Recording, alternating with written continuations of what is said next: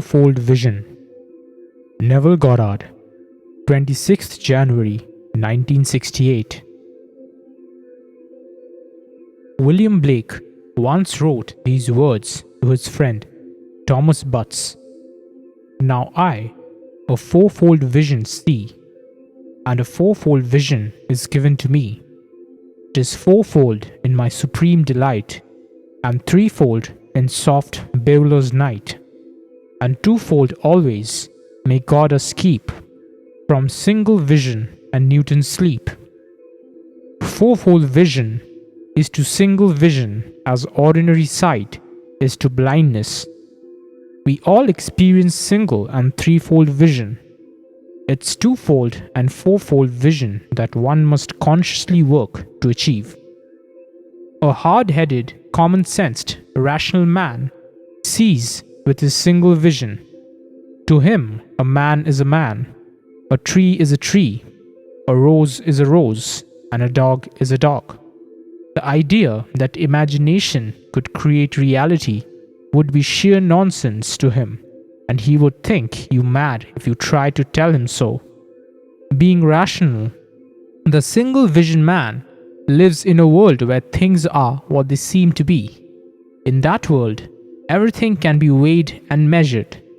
A minute is 60 seconds and a pound is 16 ounces, no more or no less. Blake refers to that kind of man as Newton's sleep, saying, "May God us keep from single vision and Newton's sleep." Twofold vision occurs when everything is seen as an image. I have stood before a fireplace and enjoyed its warmth and light. I have watched the flames leap up and subside, fall into embers, then turn into ash, and to all appearances vanish. And I have said to myself, my life is like a fire. At that moment, I achieved a simile. I didn't stop there, however, but said, life is fire. My life is fire.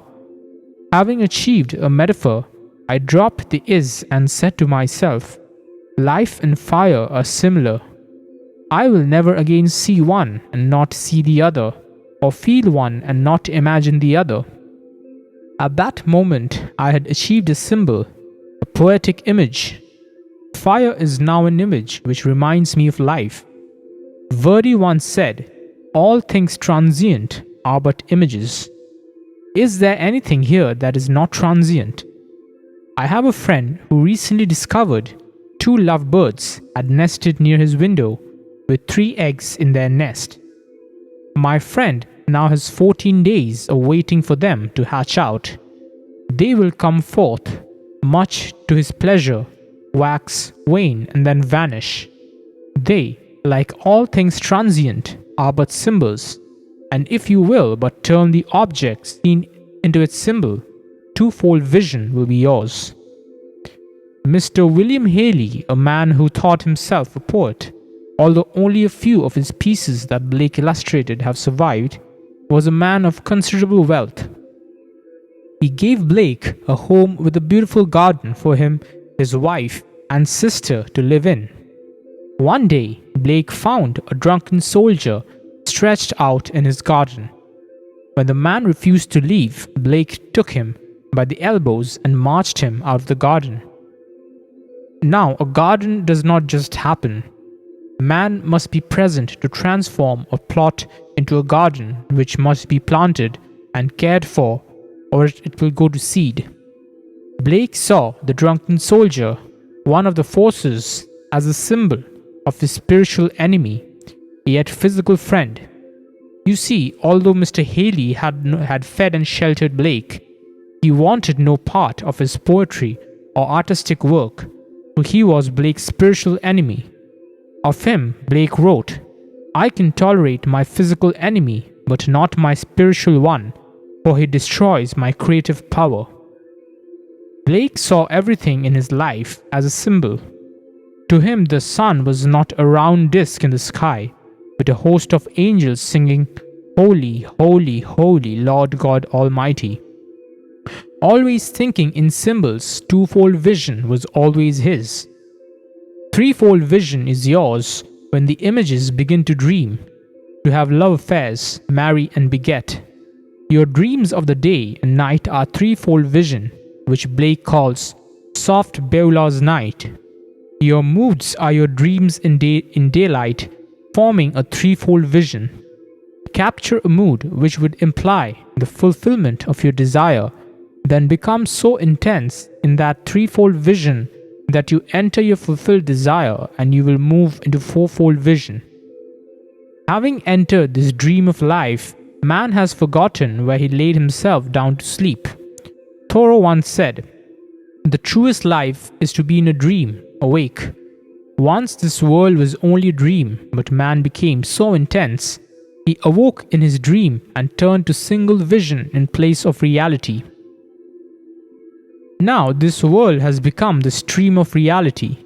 Knowing this, start to assemble images in your mind that, if true, would imply the fulfillment of your desire.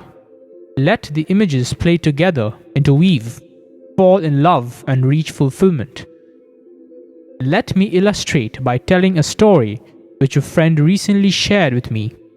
For some time, he had an objective problem which he did nothing about, imaginatively. Then one day, while in his office, he constructed a scene which, if true, would imply that the problem had been solved and a desire fulfilled. He ran through the scene several times in his mind, then entered it to rehearse the voices and scenery there. Breaking his concentration, he finished work and returned to his home. That night he again entered the scene, and as it became alive, he fell asleep and had this dream. He was a disembodied observer of a party given to congratulate a young man who had just come into great fortune. Congratulating the young man, he asked, "How did you accomplish this?" And the man replied in a most embarrassing way, "It was so easy. I simply did what I should have done a long time ago." Upon hearing this statement, my friend entered into the spirit of that young man and felt his embarrassment and unworthiness. Then once again, becoming the observer, he heard the young man say, "It was not a vicarious thrill. Entering the state, I actually experienced the sensation." My friend seemed to be observing someone else, but there is no one else. Humanity is a single being, in spite of its millions of forms and figures. There is seeming separation as divined in our own being when we were dramatically sundered, thereby causing a seeming other to play the part we wrote for ourselves. My friend wrote the script and played the parts by entering into a fourfold vision. In doing so, he carried it into his own intensity. We are all asunder as every being is self, made visible. You have given yourself every individual in your world as an image, and you alone know what he represents. Our friend saw his mother as an image of the material world.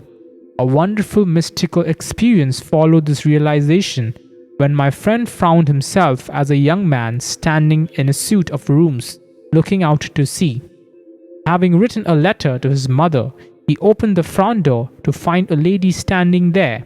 Then he said, "I was going to mail this letter to my mother, but now I remember that she is dead." The lady agreed, saying, "Yes, she died a long time ago." This statement surprised him, for in our measure of time it had only been a few months. Then he asked, "Hasn't my mother been paying for these rooms?" And the lady replied, "No, the undertaker has." He felt it better that you think she was providing for you until you awoke and came to your senses.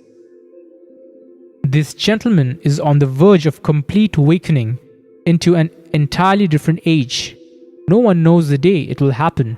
He will not depart, however, 1 hour before his time, neither can he delay it 1 hour. Scripture tells us who, by taking thought, can add 1 hour to his span of time. You need not be anxious because you cannot postpone or hasten your departure in spite of heart transplants and life-extending diets. You will notice, however, that all the dietitians, doctors, and health addicts do not live 1 hour longer than those who are not. I have a friend in Barbados who, during Prohibition, was so drunk I had to pour him on a boat for the mainland. This man would drink anything that contained alcohol. Now a man in his 80s is still drinking as far as I know, while all of the doctors who warned him that if he continued it would kill him are now dead. He only vegetates today, having lost his sight, but he is learning his lesson in his own way. God, the Father in him, is dreaming his dream of life. One day he will come to his senses and realize that the world is but himself pushed out. In each one of us, God the Father awakes, for he is one, not two. It is Christ who is dreaming, and it is Christ who awakens in this gentleman and this lady, in that gentleman and that lady as the one Father. He awakens as the one who begot the dream. Therefore, there is only one body, one Spirit, one Lord, one God, and Father of all.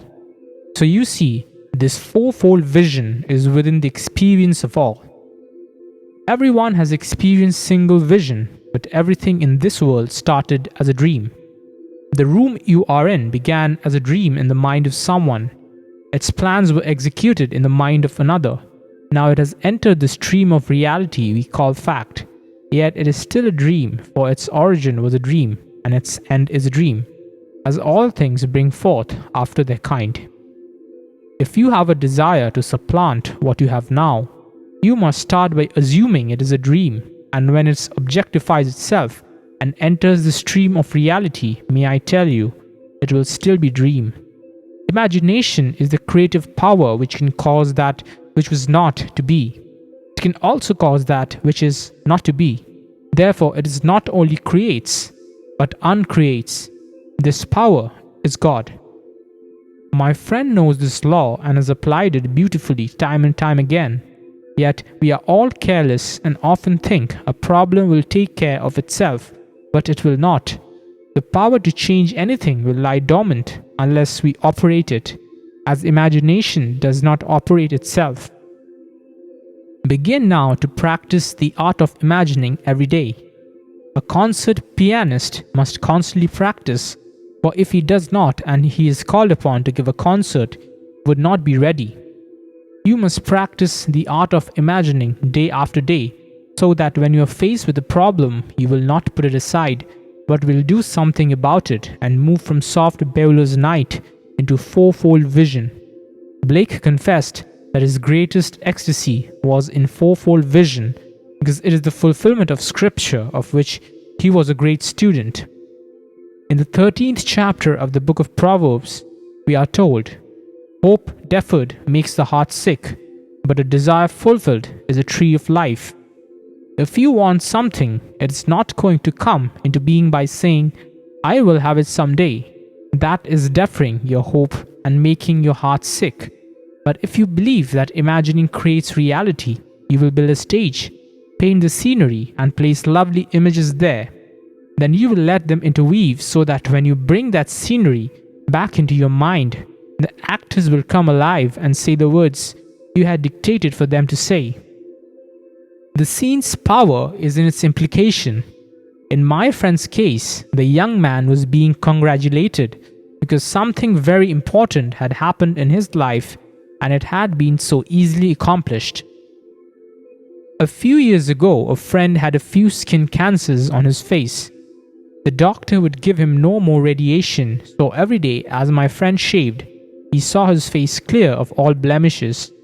Today he cannot remember when they disappeared, but they are now gone, with no trace of ever having been present. So imagination cannot only bring things into being, it can take things away, it can uncreate whatever it creates. In this wonderful world, we have created nightmares which we cannot endure forever, so they will have to be uncreated.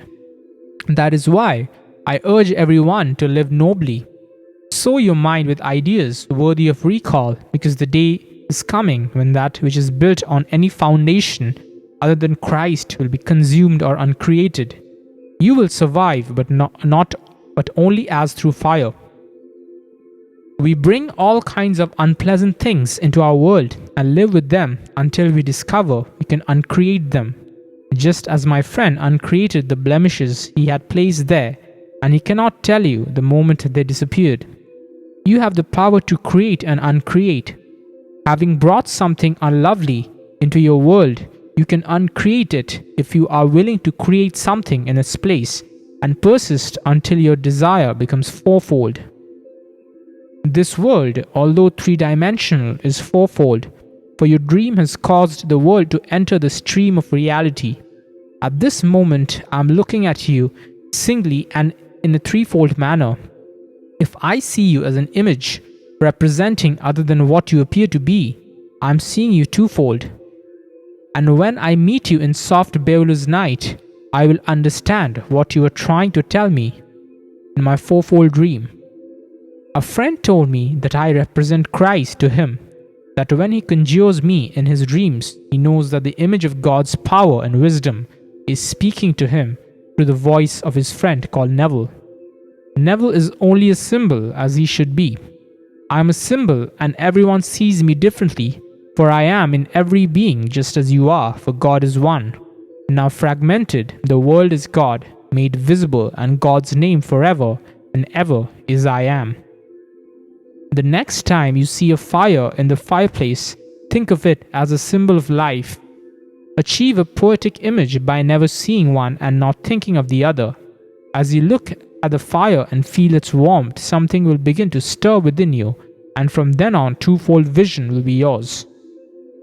Start with one image and it will become two, then four, then eight, as everything will form an image in your mind. Blake saw everything as an image. To the world, Schofield was a lonely soldier asleep in a garden. But because Blake's garden was the image of his creativity, finding a sleeping drunken soldier there was like finding him in his wife's bed, so Blake removed him. Although a very small man in stature, Blake had the courage of a giant and removed that which was a symbol of his spiritual enemy. Start now to experiment with these four types of vision. Unless you are physically blind, you have single vision. When you see another meaning to that which appears to be, you are beginning to have twofold vision. This world is threefold, and when you imagine something other than that which you are now tied to and occupy it, the thrill of fourfold vision will be yours. Then when you sit down to prepare your dream, its occupants and scenery will become alive, their voices will be heard, their friendly touch felt, and fourfold vision will be your supreme delight. Do not expect your desire to be fulfilled overnight, for all things have an interval of time between their planting and their entrance into the stream of life called reality. But I urge you to practice, and continue to practice, for you are moving into a world where all is imagination, and you will create at will.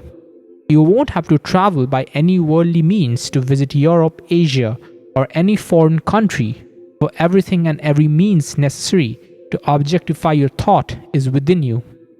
Truly, you have never felt your eternal home. You are sleeping there, dreaming this world into being. Before falling asleep, you were called a prince and told that you were gods, sons of the Most High. You would, however, die like men and fall as one man. Now, in order to be a prince, you, father, must be a king. Well, your father is the King of Kings, the Lord of Lords, and together we form the one Lord, for God is one. We descended in consciousness and made our dreams so real by entering into the stream that they took on the tones of reality. As our eye opened upon the scene, single vision caused us to become locked in the prison of our senses and reason. Now we have become practical, down to earth, hard-headed men who know that life is a battle, and we must take advantage of everyone before he takes advantage of us. We pile up our millions and then the father says it's time to go, so we slip off this little garment to put on another, just like this one, only young with nothing missing. There, we continue our single vision until we come to our senses and awaken. The man with single vision thinks the great Mother Earth is paying the rent and providing for him. The undertaker will allow him to think so until he awakens and comes to his senses. Do not postpone your dreams, and do not think that because you heard what to do, your desires will come to pass. It's so easy to hear the truth and postpone the doing, but I urge you to be like my friend. Stop postponing and do what you want to have done, for if you do, it will come to pass. Now let us go into the silence. Thank you.